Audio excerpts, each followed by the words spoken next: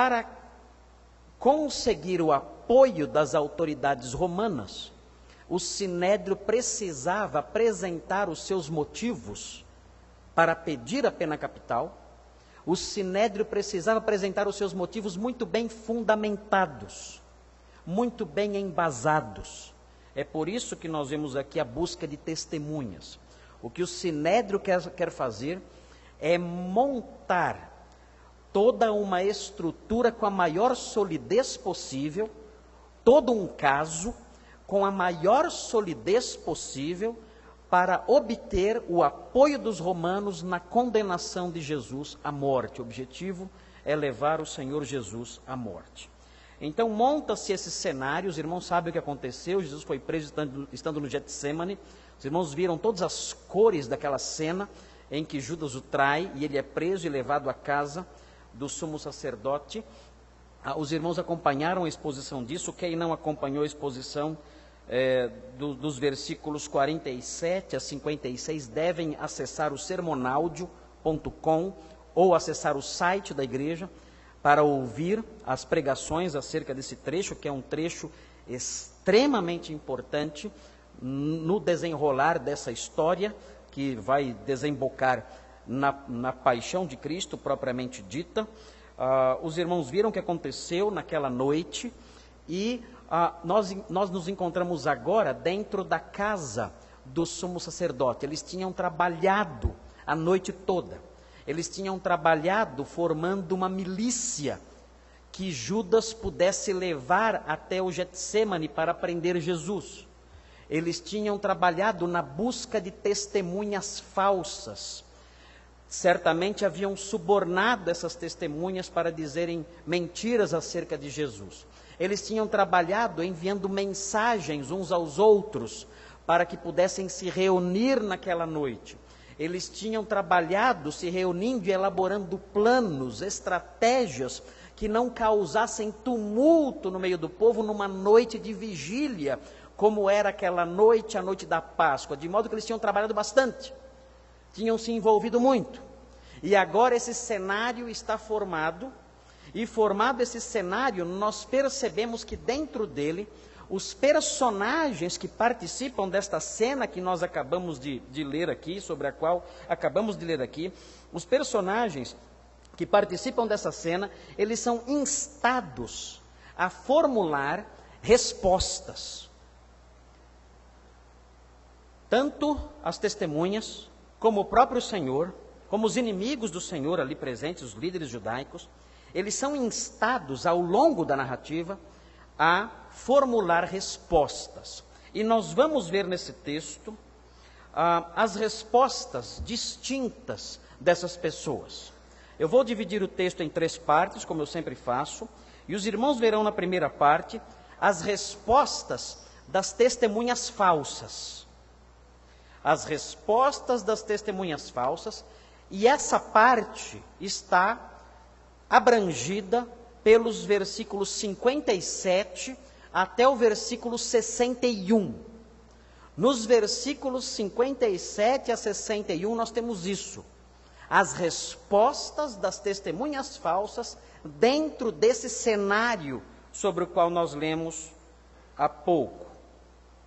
Em segundo lugar, nós vamos ver a resposta do Filho de Deus. O Senhor Jesus também é instado a participar nesta cena com uma resposta. E nós vamos ver a resposta do Filho de Deus nos versículos 62 a 64. E aí então trataremos deste assunto. E por último, nós vamos ver as respostas das autoridades perversas, nos versículos 65 a 68. E então teremos essas 3 respostas. A resposta das testemunhas falsas, as respostas das testemunhas falsas, a resposta do Filho de Deus e as respostas das autoridades perversas. E isso abrange todo o texto que está diante de nós. Hoje, nós vamos falar só sobre a primeira parte do texto. as respostas das testemunhas falsas. Nós não vamos abranger o texto todo, porque o texto é comprido demais.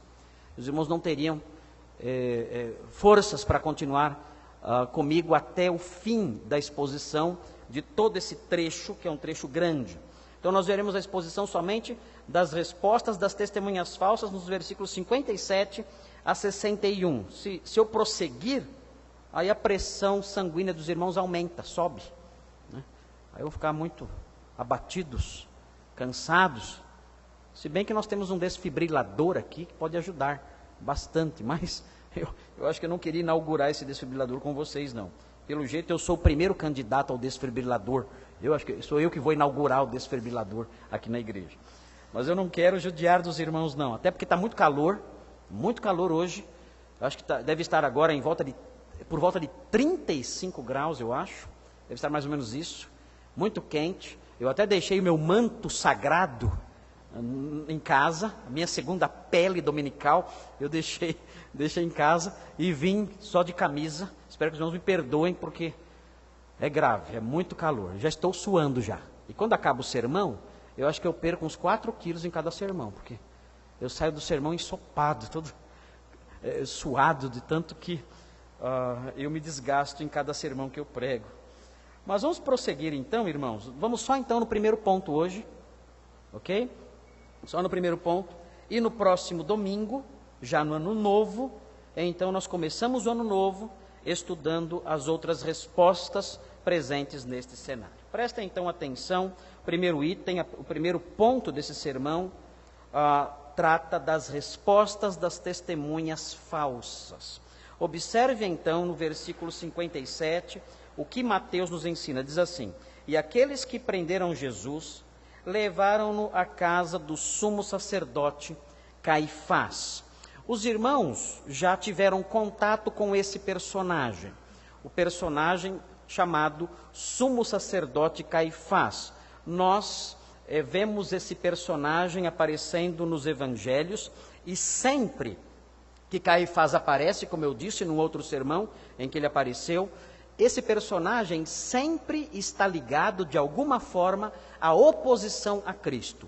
Ele está sempre trabalhando para matar Jesus, ele está sempre planejando matar Jesus, ele está sempre executando alguma ação para matar Jesus. É, sem sombra de dúvida, um dos personagens mais vis, mais perversos, mais sujos que nós encontramos no Evangelho de Mateus. Caifás, de acordo com o testemunho de Flávio Josefo, que foi um historiador do primeiro século, o nome dele completo era José Caifás. E para obter o papel de sumo sacerdote, a função de sumo sacerdote naqueles dias, era necessário que você tivesse alguma ligação familiar com a tribo dos sacerdotes, a tribo dos levitas. O que fez então Caifás para obter esse privilégio de exercer o cargo de sumo sacerdote? Ele se casou, foi assim que ele obteve essa conexão familiar, ele se casou com a filha de Anás. Então Anás, o ex-sumo sacerdote, Anás, que foi sacerdote até o ano 15, mais ou menos, da era cristã, até o tempo em que Jesus era um adolescente. Ele se casou com a filha de Anás, Caifás se casou com a filha de Anás e obteve então, por essas vias, o direito de exercer a função de sumo sacerdote, que era o cargo mais poderoso em Israel naqueles dias. Israel não tinha rei naqueles dias. Naqueles dias quem reinava, quem governava, sob os romanos, é verdade, mas sendo a autoridade maior naquele país, abaixo somente dos romanos, era o sumo sacerdote. Só ele podia entrar no Santo dos Santos no dia da expiação. Só ele poderia realizar os sacrifícios nesse dia. Era uma autoridade suprema, ele podia convocar o sinédrio quando quisesse, onde quisesse, na hora em que quisesse. E era um homem que desfrutava plenamente dessa autoridade. Nós sabemos, pelo testemunho histórico, que Caifás reinou como sumo sacerdote, e essa é a palavra correta mesmo, ele reinou do ano 15 até o ano 37 depois de Cristo. Do ano 15 da era cristã até o ano 37 da era cristã. Isso mostra o quê? Isso mostra que ele tinha uma grande habilidade política. Por quê?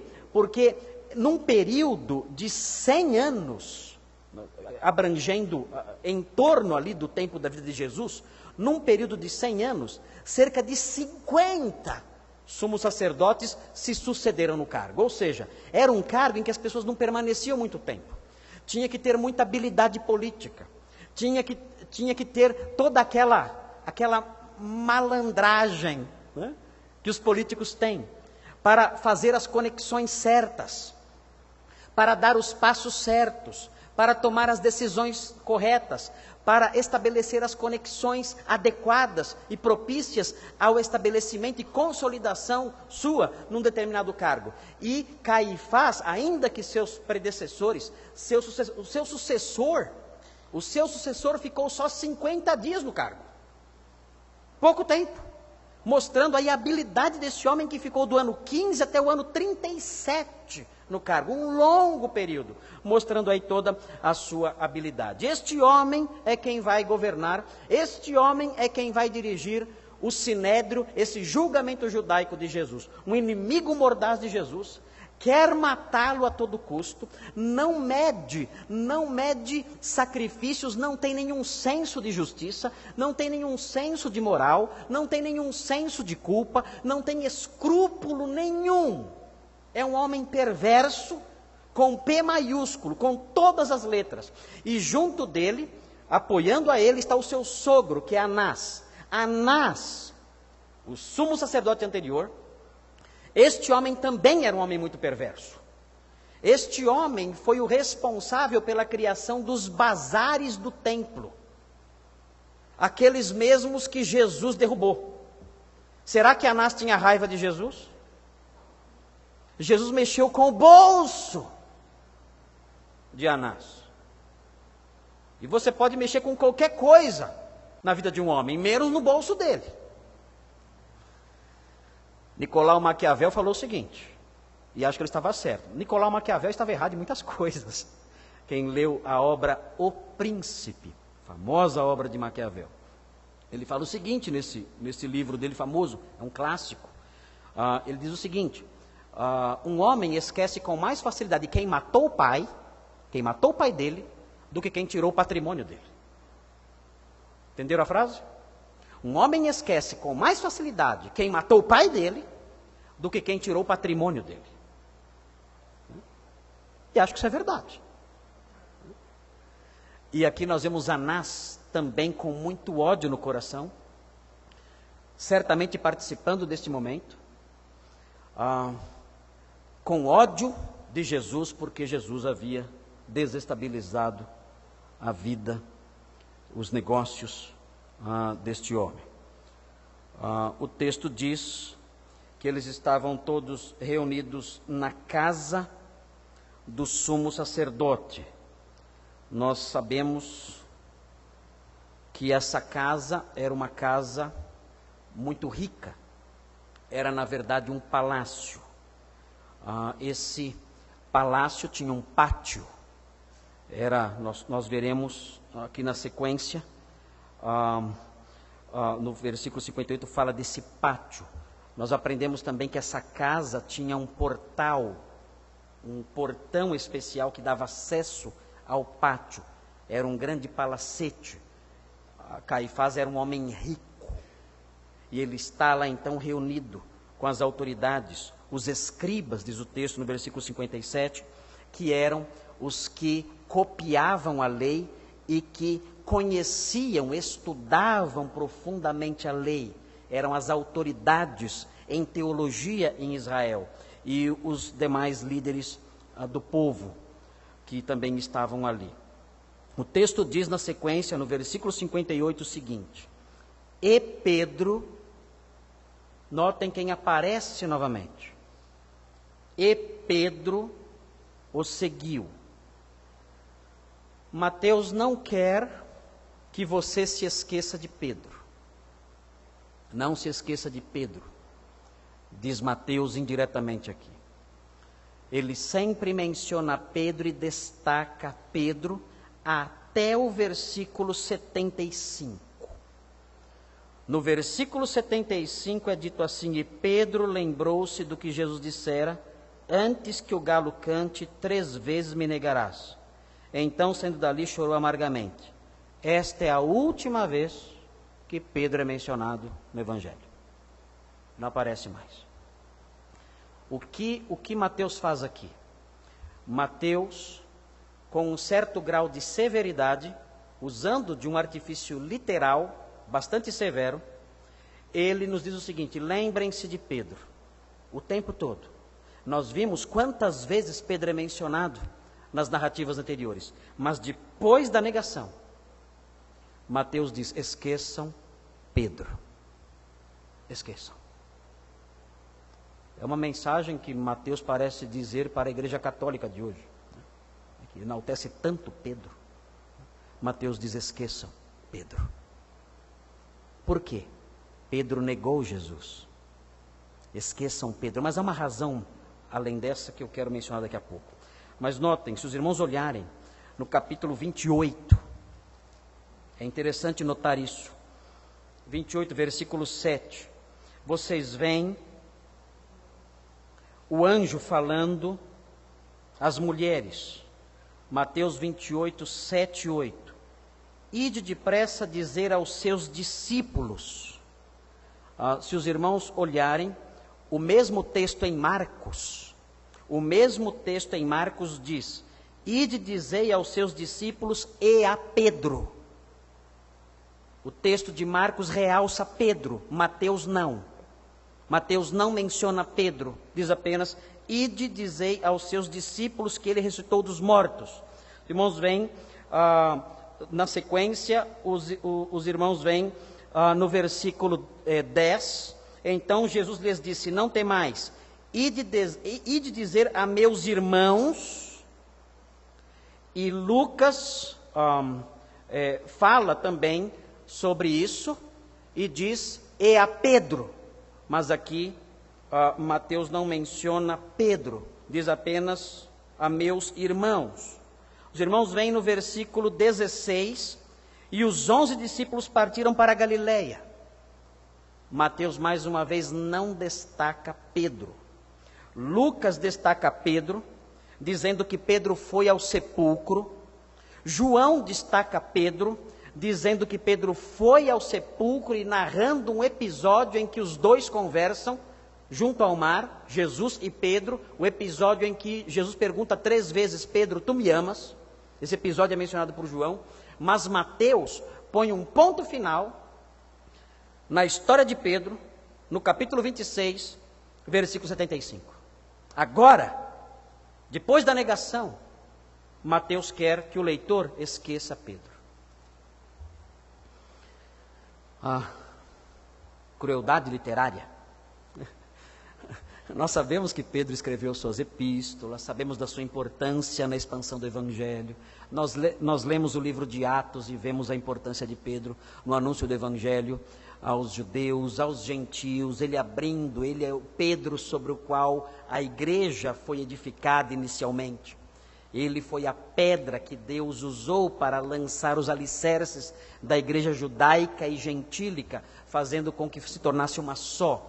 Pedro pregou o primeiro sermão que fez com que os judeus ali em Atos 2 se convertessem. Ele pregou aos gentios em Atos 10, trazendo os gentios para a igreja. Sem dúvida a sua importância foi fundamental. Mas Mateus, sabendo disso tudo, já que ele escreveu muito tempo depois desses eventos, Mateus quer deixar um recadinho silencioso para nós aqui. Ele quer deixar o recado relacionado ao que acontece com o discípulo que nega o seu Senhor. O discípulo que nega o seu Senhor cai no anonimato e no esquecimento, se torna vão, vazio e esquecido. Essa é a regra. Esse é o caminho. Esse é o desdobramento do discípulo que nega o seu Senhor. Mas não somente isso, porque porque nós não estamos falando aqui de apostasia. Ainda que esse recado silencioso, dado de maneira literária, através de um recurso literário, esteja presente aqui, é necessário que nós compreendamos qual é, na sua totalidade, o mal que Pedro cometeu. Os irmãos devem observar no capítulo 26, no versículo 58, o seguinte: e Pedro o seguiu de longe. Observem essa expressão com atenção. Pedro o seguiu de longe. Nós aprendemos, nós vemos no texto de Mateus 26, no versículo 56, que todos os discípulos deixaram Jesus e fugiram. Todos. Pedro fugiu também. Mas ele não fugiu para muito distante. Ele ficou por ali. E ele começou a seguir Jesus de longe. E há aqui, em Mateus, uma sutileza literária novamente. Mateus faz muito isso. Os irmãos estão conhecendo Mateus, estão virando fãs desse grande escritor, e devem ter já percebido o jeitão de Mateus fazer as coisas. Como ele sugere, como ele joga as coisas no ar, como ele transforma o texto, embutindo no texto algumas mensagens que o leitor capta, na medida que vai lendo. Aqui ele diz, Pedro o seguiu de longe. E o que Mateus está fazendo aqui? Ele não está somente contando a história, mostrando que Pedro ficou com medo e seguindo de longe, mas ele está usando uma palavra, a palavra traduzida como seguir, presente aqui, que é uma palavra típica do contexto de discipulado. Pedro ainda é um discípulo. Pedro ainda segue a Jesus. Mas Pedro é um discípulo que não corre riscos. Pedro é um seguidor de Jesus que não se compromete até o ponto em que isso pode custar alguma coisa. Ele segue Jesus, mas ele segue de longe. E o verbo que Mateus usa aqui não é por acaso. Ele quer que o leitor perceba essa ironia no texto que ele escreve. Há uma ironia embutida aqui. Pedro é um discípulo que não quer correr riscos. E o discípulo que não quer correr riscos, o discípulo que não se dispõe a pagar o preço de seguir a Jesus, é o discípulo que fatalmente o nega depois. E cai no esquecimento. Isso é muito sério. A lição embutida no estilo de Mateus é muito séria. Porque você pode ser um discípulo que não quer pagar preços. Você pode querer ser um discípulo que não quer se comprometer de todo o coração. Você pode ser um discípulo que não quer correr riscos, que não quer ser alvo de zombaria, de perseguição, de ataques. Você quer seguir a Jesus mantendo a distância de segurança. E há muitos discípulos assim. E há discípulos assim aqui, hoje. E há discípulos assim me escutando agora em suas casas. E há discípulos assim me ouvindo agora em outras partes. Não querem chegar mais perto, porque é perigoso. Há um custo. Posso perder amigos. Posso perder prestígio. Posso perder tantas coisas. Posso perder a vida.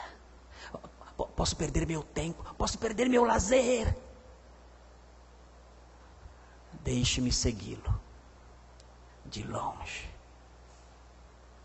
E Mateus dá o recado. Nós sabemos o que vem depois. vem a negação, antes que o galo cante.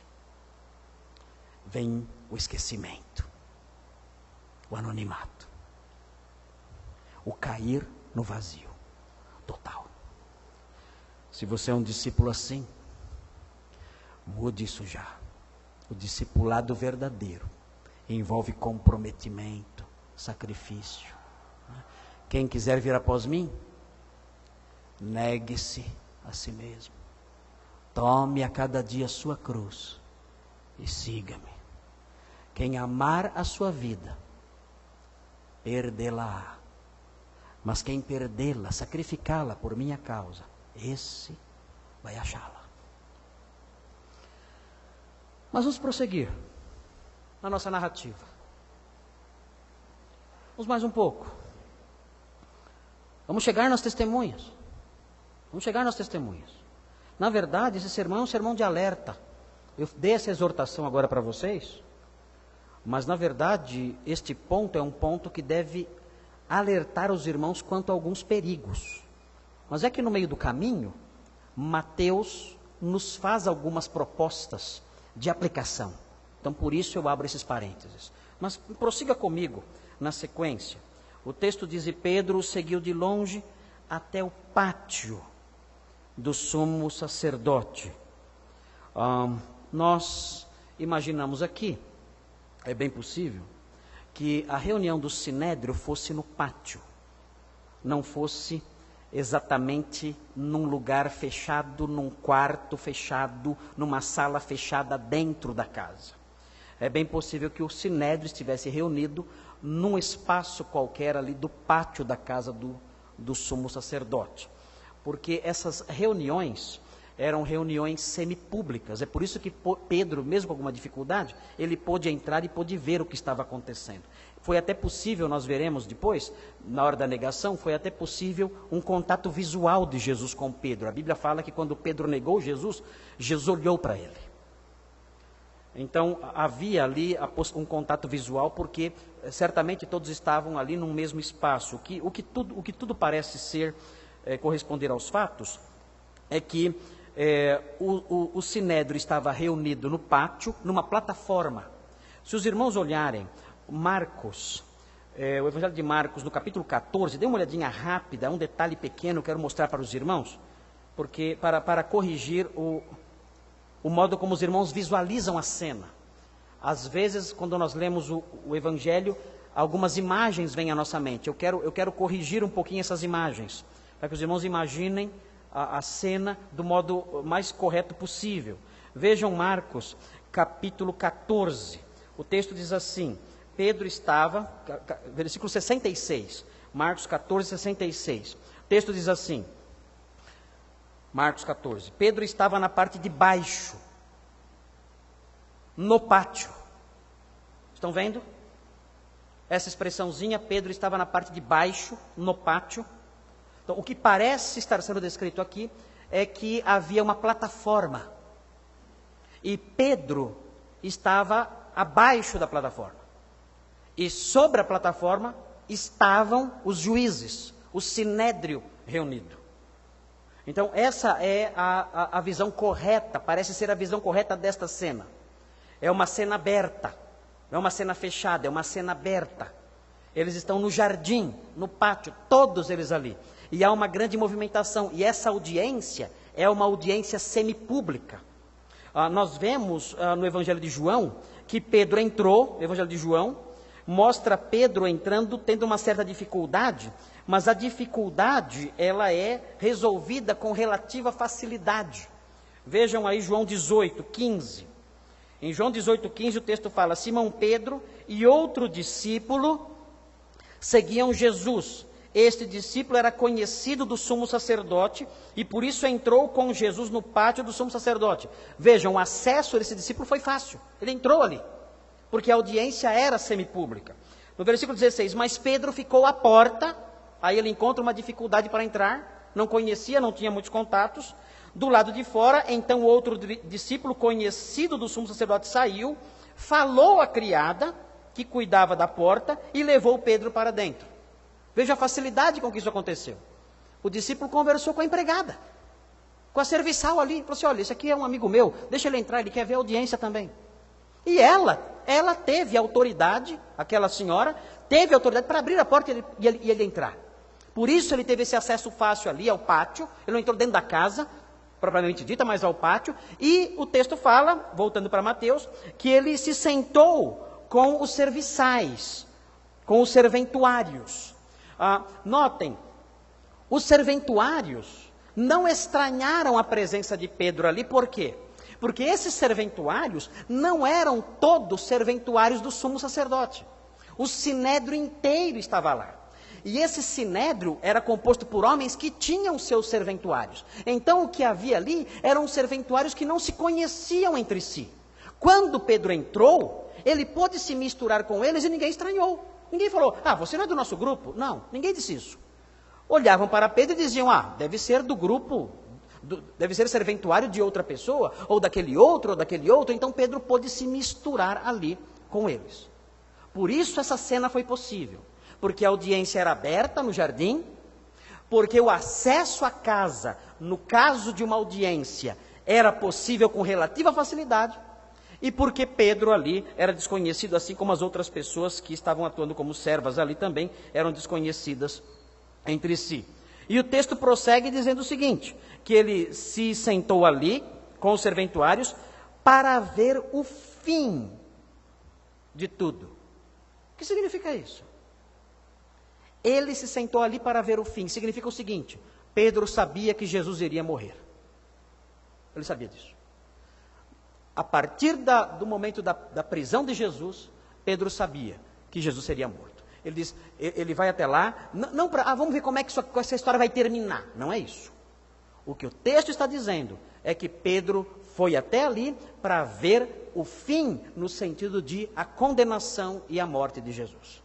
Mas, de acordo com Mateus, Pedro não viu o fim. Quem viu o fim? Não sabem quem viu o fim? Pedro não viu o fim. Depois do versículo 75, Pedro desaparece. Para onde Pedro vai? Não sabemos. Versículo 75 fala que ele saiu dali e chorou amargamente. Existe uma tradição que diz que Pedro chorou a vida toda. Todo dia, quando ele escutava o galo, ele chorava. A tradição diz isso. Não podia escutar galo cantando. Se Pedro fosse morar em Piracaia, fosse morar em Atibaia, fosse morar em Bragança Paulista, onde tem muito gado e galinha, nessas roças todas aí, ia viver chorando. Porque a tradição diz que a vida inteira, até o fim da vida, sempre que escutava o galo cantando, abria o berreiro chorando. Porque lembrava do que tinha acontecido. Mas o texto só fala que ele saiu dali e chorou amargamente. Chorou muito quando saiu dali. E não diz mais nada. Pedro não viu o fim. Ele foi lá para ver o fim. Para ver o Senhor ser condenado e acompanhar a sua execução. Mas não foi ele quem viu a execução. Se os irmãos virarem as páginas da Bíblia, verão no capítulo 27, no versículo 55, os irmãos vão ver quem viu o fim de tudo. O texto diz, e muitas mulheres que haviam seguido Jesus desde a Galiléia para o ouvir, também estavam ali olhando de longe. Elas estavam no Calvário, olhando de longe. Entre elas se achavam Maria Madalena, Maria mãe de Tiago e de José, e a mãe dos filhos de Zebedeu. Estas aqui viram tudo até o fim. Foram estas. E é isso que dá credibilidade a Mateus. Porque Mateus trouxe testemunhas, mulheres, para o que aconteceu. Naqueles dias, o testemunho de uma mulher não valia muita coisa. Na verdade, o testemunho de uma mulher naqueles dias não valia nada. Mas Mateus mostra a veracidade do seu relato, ao mostrar o que de fato aconteceu. Ele não está interessado em usar de subterfúgios e mentiras para convencer os seus leitores. Não, ele fala o que de fato aconteceu. Olha, quem testemunhou isso foram as mulheres. Pedro queria ver tudo até o fim, mas ele não viu não. Quem viu foram essas mulheres. Essas mulheres viram tudo até o fim. E o texto prossegue, o texto fala, no versículo 59, o texto diz, os principais sacerdotes e todo o sinédrio procuravam um falso testemunho contra Jesus para o condenar à morte. O texto aqui menciona os principais sacerdotes e o sinédrio era o supremo tribunal de Israel. Nós não temos muitas informações sobre o Sinédrio no século I, não se sabe ao certo como funcionava o Sinédrio no século I. Existem informações conflitantes, mas numa obra de Flávio Josefo chamada Guerra dos Judeus, na seção 6.354, não sei a página, Flávio Josefo afirma ter existido um prédio, uma casa onde o Sinédrio se reunia. Mas isso não significa que o Sinédrio só tinha que se reunir nessa casa. O Sinédrio podia se reunir em outros lugares. E aqui nós vemos o Sinédrio reunido na casa do sumo sacerdote porque não queria causar tumulto. Então, tinha que ser uma reunião discreta, e uma reunião realizada na própria sede do Sinédrio não seria muito discreta. Por isso, então, a reunião é feita na casa do sumo sacerdote. Nós também não sabemos se o Sinédrio era fixo, se era um grupo fixo de componentes, porque há indícios também que o Sinédrio podia ser formado por pessoas que o sumo sacerdote convocava conforme ele quisesse. Ele dizia, eu vou convocar 70 autoridades, e chamava 70 que ele queria. E aí formava-se ali o Sinédrio, que era então formado, que era então composto, que era integrado por grupos variáveis e flutuantes, não sabemos. Mas o fato é que todos estavam aqui, reunidos, como Sinédrio, na casa do sacerdote, e procurando um falso testemunho contra Jesus. Era necessário que fosse encontrada uma testemunha falsa contra Jesus. De outra forma, não haveria como formular uma acusação contra ele. E era preciso uma testemunha falsa, porque a Bíblia diz que Jesus nunca pronunciou nada de impuro, de errado, de blasfemo, de reprovável. A Bíblia diz em 1 de Pedro 2:22, os irmãos quando quiserem, abram sua Bíblia lá e grifem esse texto, é um texto muito importante, de 1 de Pedro 2:22, que fala que dolo algum jamais se achou em sua boca. Nunca o Senhor Jesus disse nada que pudesse apresentar alguma mácula, ser maculado por alguma coisa e ser acusado de culpa, ser acusado de erro. Nunca. Eles procuravam uma falsa testemunha, mas eles não achavam, diz o versículo 60, o texto diz que eles não encontravam coisa alguma, apesar de muitas testemunhas falsas se apresentarem. O texto de Marcos, no capítulo 14, versículo 56, afirma que as testemunhas se contradiziam. Esse era o problema que estava acontecendo e que as autoridades não conseguiam resolver. As testemunhas se contradiziam. Como eles poderiam apresentar um processo sólido, uma causa sólida para os romanos, para que os romanos aplicassem a pena capital, se não havia harmonia no que as testemunhas falavam? Marcos não especifica como eram as contradições, mas nós sabemos que as testemunhas falsas, elas não são muito inteligentes. As testemunhas falsas, elas não conseguem, não só por falta de inteligência, mas também pela própria natureza do papel que elas desempenham, elas não conseguem ser plenamente harmoniosas, elas se contradizem. Marcos diz que até mesmo depois que trouxeram duas testemunhas juntas, que estavam certamente de comum acordo, nem assim elas conseguiam contar uma história que convencesse, e elas se contradiziam do mesmo modo. Isso é próprio das falsas testemunhas. Elas dizem coisas que são inverossímeis, são coisas que não correspondem com os fatos, são coisas que uma pessoa com um pouquinho de inteligência observa e fala, não, isso não está tendo coerência nesse tipo de narrativa. Eu lembro, a nossa igreja já foi processada por algumas pessoas, queriam arrancar dinheiro da igreja, então processaram a igreja. Eu me lembro de ter já lidado com testemunhas falsas já, pessoas que mentiam em juízo. E uma delas me chamou a atenção pelo absurdo que ela dizia, absurdo tão grande, que não dava para levar a sério, chegava a ser piada. Perguntaram para uma senhora, a senhora trabalhava na igreja? Ela disse, não trabalhava. Como é que a senhora sabe então que essa pessoa cumpria esse horário? A senhora não trabalhava na igreja. A senhora mora na frente da igreja? Não moro. Moro lá, no outro quarteirão, lá não sei onde. Como é que a senhora sabia, então, os horários dessa pessoa? Resposta, acredite se quiser. Acredite se quiser. Disse o seguinte: olha, excelência, da minha cozinha, dentro da minha casa, quando eu escuto alguém passando na rua, eu sei quem é e aonde está indo. Ele falou, mas sem ver. Estou lá na minha cozinha, lavando louça, fazendo alguma coisa, passou na rua, eu sei quem é e aonde está indo. Então eu sei os horários todos certinho. Eu lembro que no dia eu olhei para o juiz e falei assim, excelência, eu queria... Ele falou, não. O senhor não precisa se manifestar.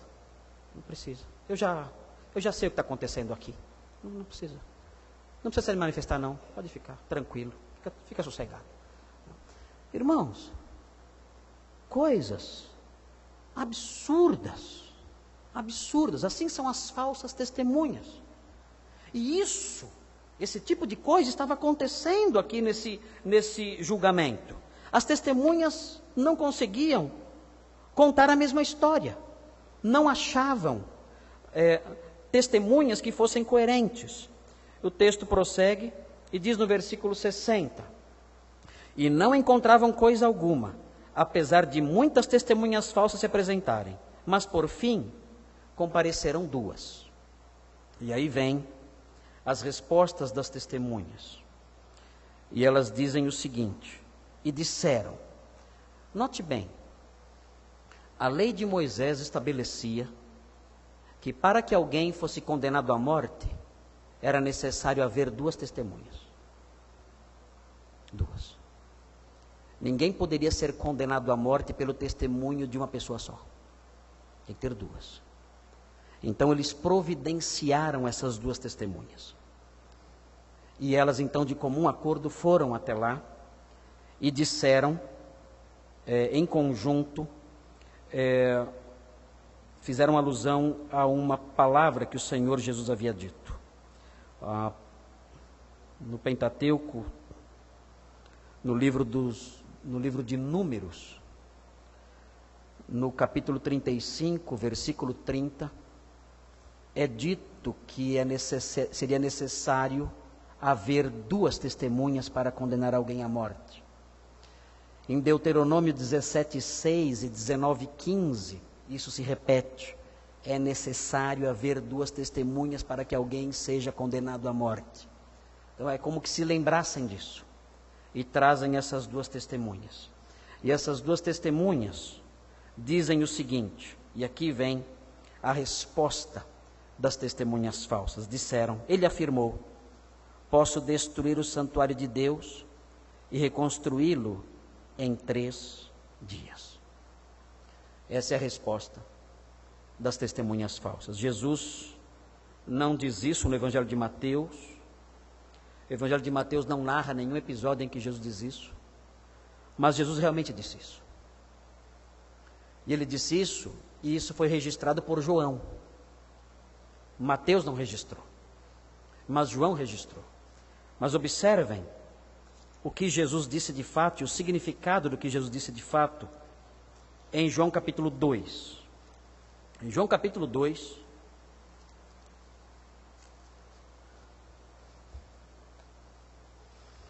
os versículos 18 em diante, diz assim, João 2, então os judeus protestaram, perguntando-lhe, que sinal nos mostras como prova de autoridade para fazer isso? Jesus lhes respondeu, destruí este santuário e eu levantarei em 3 dias. Os judeus prosseguiram, este santuário levou 46 anos para ser edificado, e tu o levantarás em 3 dias? Era o templo de Herodes, que aliás nem tinha terminado ainda, e já tinha se passado 46 anos que estava em construção. É uma construção simplesmente gigantesca, imensa, o templo de Herodes. E eles ficam indignados com isso. Esse templo está sendo construído há 46 anos.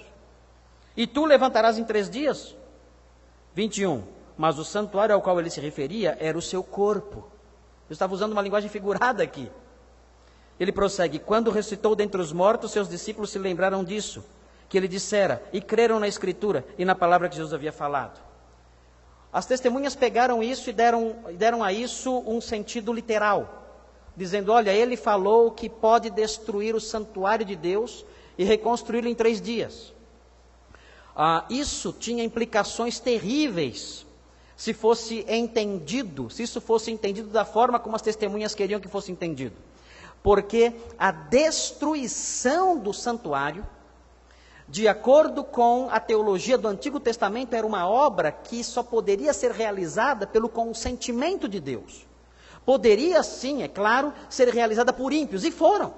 Os babilônios destruíram o templo, que foi reconstruído depois, nos dias de Zorobabel. Os babilônios arrasaram o templo. Mas a Bíblia diz em Jeremias 7, no versículo 4, nos versículos 12 a 15 de Jeremias 7, a Bíblia diz que isso aconteceu porque o Senhor interferiu, e o Senhor determinou que o templo fosse destruído. Sem a autorização e a intervenção de Deus, o templo não poderia ser destruído. E ele então, ao dizer isso, olha, destruam este templo e eu vou reconstruí-lo, com isso, nessa afirmação, estariam embutidas reivindicações de divindade. Eu sou Deus, eu tenho autoridade para destruir o templo se eu quiser. E o acréscimo da expressão templo de Deus poderia soar também como uma forma de inimizade contra Deus. Destruam esse templo de Deus. Eu vou destruir esse templo de Deus e vou reconstruí-lo. Dava a ideia de animosidade, de inimizade contra Deus. E mais, e quando ele diz eu vou reconstruir o templo em 3 dias, isso alçava Jesus na posição de divindade. Quem poderia fazer isso? Quem poderia destruir o templo? Um homem sozinho destruiu o templo, obra que os babilônios fizeram 600 anos antes, num templo muito menor. Como um homem, Jesus, poderia sozinho destruir um templo daquelas proporções? E como poderia reconstruí-lo usando o tempo de 3 dias? O texto não está dizendo, olha, em 3 dias eu começo a reconstruir. Não, em 3 dias a obra estará acabada. Em 3 dias a obra estará terminada. Em 3 dias eu entrego o projeto pronto. Eu destruo tudo e em 3 dias entrego o projeto executado. Para dizer isso, para afirmar isso, a pessoa tem que estar reivindicando a autoridade. E é aí que estava a blasfêmia. Quem pode fazer isso? Quem pode destruir isso sozinho? E quem pode reconstruir isso em 3 dias?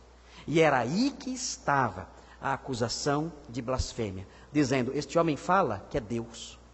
Este homem arroga para si prerrogativas de divindade. E é nisso que ele falha, e é por isso, por blasfemar assim, que deve ser morto. Qual era a pena da blasfêmia? Pena de morte.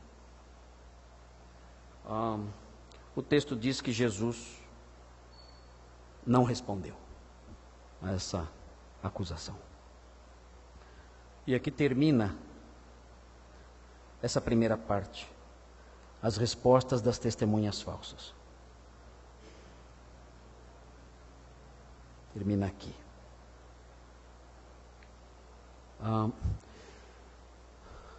Eu usei o texto que nós estamos estudando. Eu usei o texto em parte para alertar os irmãos acerca do perigo do discípulo não comprometido. Usei o texto para aplicar isso na vida dos irmãos, para alertar os irmãos do perigo de ser um discípulo que segue de longe. Mas essa lição que eu extraí aqui do texto e compartilhei com os irmãos, esta lição não é uma lição que está na superfície do texto. Como eu disse, ela é uma ironia literária. É uma ironia literária que Mateus usa para dar uma espetadinha em nós. Na verdade, o trecho que está diante de nós é um texto que tem uma lição que não é tão relacionada ao nosso cuidado conosco mesmos. É uma lição que está relacionada ao cuidado que devemos ter com os inimigos do Mestre. Por quê? Porque é possível tirar essa lição aqui, e eu quero compartilhar com os irmãos antes de encerrar. Porque esse texto mostra como as testemunhas inimigas de Cristo agem. Como elas fazem? As testemunhas que são inimigas de Cristo, não somente inventam mentiras contra Cristo e seus discípulos. E se você vive neste mundo de olhos abertos, se você anda acordado neste mundo, você já conheceu pessoas assim, que inventam mentiras sobre Cristo e seus discípulos. Temos isso aos montes, temos isso ao nosso redor, temos isso do outro lado da rua, temos isso na nossa família. Pessoas que inventam mentiras terríveis para trazer culpa, para gerar ódio contra Cristo e contra o povo de Cristo. E os irmãos não devem se assustar com isso. Os irmãos não devem desanimar com isso. Os irmãos não devem achar que isso é algo demais. Estou impressionado com isso, é demais para mim. Não. Sejam maduros. Portai-vos varonilmente. Fizeram isso com o rei, não farão isso com os súditos? Fizeram isso com o dono da casa, não farão isso com os servos que servem na sua casa? Claro que farão. Vão inventar mentiras sobre você e a sua fé. E vão inventar mentiras sobre você e a sua fé na sua família, no seu trabalho, no seu estudo, onde você estiver, no seu convívio social. Vão inventar mentiras sobre você e a sua igreja. Vão inventar mentiras sobre o Jesus que você serve, blasfêmias contra ele, e contra o povo dele, contra a igreja dele. Vão fazer isso. Falsas testemunhas. E isso não deve nos deixar assustados. Estamos neste mundo, é assim que as coisas funcionam aqui, com os discípulos de Jesus, com aqueles que o seguem. Mas há algo mais que eu quero destacar e que esse texto destaca. Há testemunhas falsas, que conhecem as palavras dele, que estudam as palavras dele, que memorizam as palavras dele, que mergulham nas palavras dele para atacá-lo. Estas estão aqui. Estas são mencionadas aqui. Ele disse, e ele disse mesmo. Ele falou, e ele falou mesmo. Mas essas pessoas citam o que o Senhor disse, falam o que ele disse, repetem o que ouviram de nós, repetem o que ouviram aqui, repetem o que leram aqui, tudo isso para atacar, para destruir. Não conhecem as palavras do Mestre para obedecê-las, para honrá-las, para crescerem espiritualmente, para adquirirem conhecimento espiritual. Não, conhecem as palavras do Mestre para atacá-lo. E esse tipo de testemunhas falsas nós temos também hoje em dia. Nós temos pessoas que se debruçam sobre as Escrituras. Eu estudei, eu li o livro de um homem, um estudioso de história, um dos maiores blasfemos que eu já vi na minha vida, chamado Ernest Renan. Ele escreveu um livro, olhem o livro que ele escreveu, o nome do livro é Vida de Jesus. Ele escreveu uma biografia de Jesus. Sabe qual era o objetivo dele? Sabe qual era o objetivo dele? Destruir totalmente qualquer crença na divindade do Filho de Deus, dizendo apenas que ele foi um homem como outro qualquer. Sabem como ele fez isso? Ele estudou os evangelhos. Se debruçou sobre os evangelhos, anos e anos, estudando, para tentar encontrar coisas em que pudesse se concentrar, e então atacar a fé cristã. Falsas testemunhas. Conhecemos pessoas que saíram daqui, que ouviram a verdade, e hoje usam a verdade que conheceram para atacá-la. E essas são as respostas das falsas testemunhas. Não somente inventam mentiras, não, estudam a verdade, com o objetivo de matar, de destruir e de difamar. Tenham cuidado. Desse trecho nós aprendemos a ter cuidado com duas coisas. Primeiro, tenha cuidado com o tipo de discípulo que você é. Não seja um discípulo que segue de longe, não. Seja um discípulo próximo, que paga o preço. Esse é o alerta embutido de Mateus. Mas há um alerta mais gritante. Não se impressione, não se assuste, não seja tolo e ingênuo diante das falsas testemunhas. Elas inventam mentiras e também usam verdades para difamar o Evangelho. Vamos orar na próxima semana, prosseguimos a exposição. Senhor Deus, obrigado por esse texto, obrigado porque é um texto que nos alerta em vários sentidos. Suplicamos que o Senhor nos guarde de nós mesmos, para que não sejamos discípulos distantes. E suplicamos que o Senhor nos guarde das falsas testemunhas, daquelas que dizem mentiras e daquelas que dizem verdades, com o objetivo de atacar. Ó Deus, ajuda-nos para que sejamos prudentes como as serpentes. Saibamos lidar com os perigos ao nosso redor. E não nos impressionemos nem desanimemos diante dessas oposições. Pedimos isso em nome de Jesus. Amém.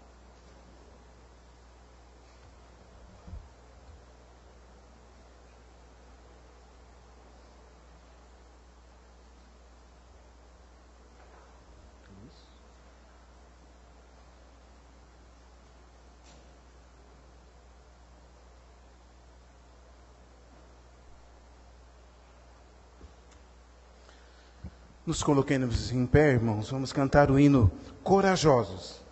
Ele é o de número 469 do nosso cantor cristão.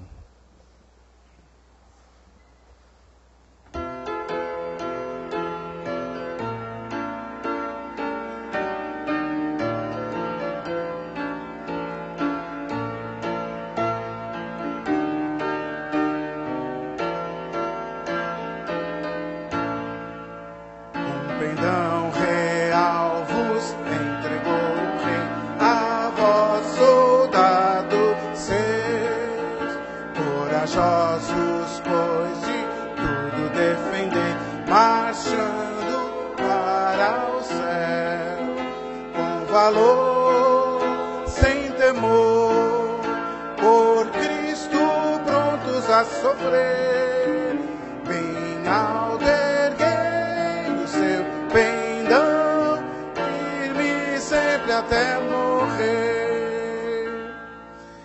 Esformado já vai em batalhões do grande soplador. Livrai-vos hoje, bravos campeões, avante sem temor, com amor, sem temor, por Cristo prontos a sofrer, bem alto erguei seu pendão, firme sempre até morrer.